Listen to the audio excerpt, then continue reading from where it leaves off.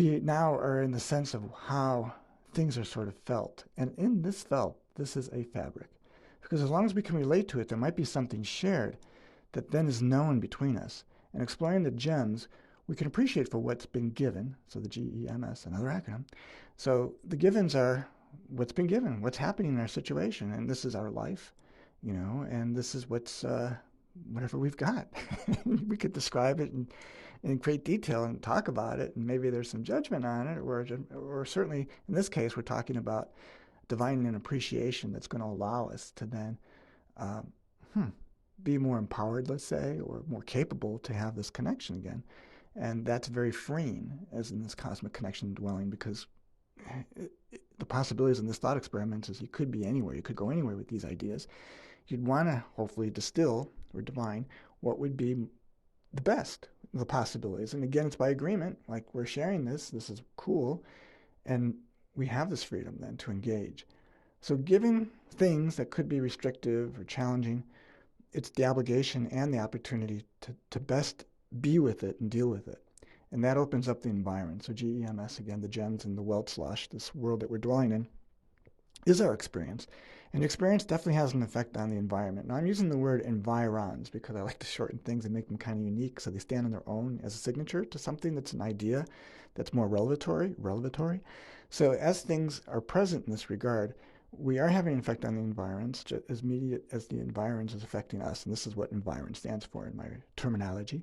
So the environment we're affecting it both ways, and there would be an effect, which is the quality of our affection for each other, or for this moment, or for the consideration of these ideas. Not to be preaching here. So the M, you sociologists out there will love it. It's the milieu. So it's the conditions we're dealing with, right? And whether it's our work, life, family, health, things that are affecting us that do relate deeply from what's been given to us and the environment's corresponding effect, all informing the milieu. And it is a deep sense of given in our society and where we're at with things, and might be for those philosophers out there Heidegger is being thrown into. This is our setting, and this is what we're dealing with. And this correspondence allows us to understand the gems so they can be mined for better recognition and appreciation, and this freeing element, self-liberation, where we get out of our own story. Like, I can support you on these ideas, but I can't make you think it. And you taking action, and you adopting it or working it to your liking, and this is free and open to do so. It's just something that's presented, and then you own it and take it on and develop it. And that's what UBE3 to me stands for. And this then informs the metasphere. And the metasphere is our more immediate dynamic. Now, you could say this could be the grand scheme of things, grandtourideas.com, where the metasphere, you could say, could be felt society-wise or within different dimensions of this weld slosh.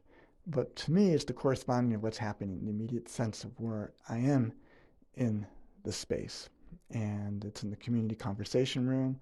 It's one-on-one with you, having a lovingconversations.com related to that project so we can have a breakthrough.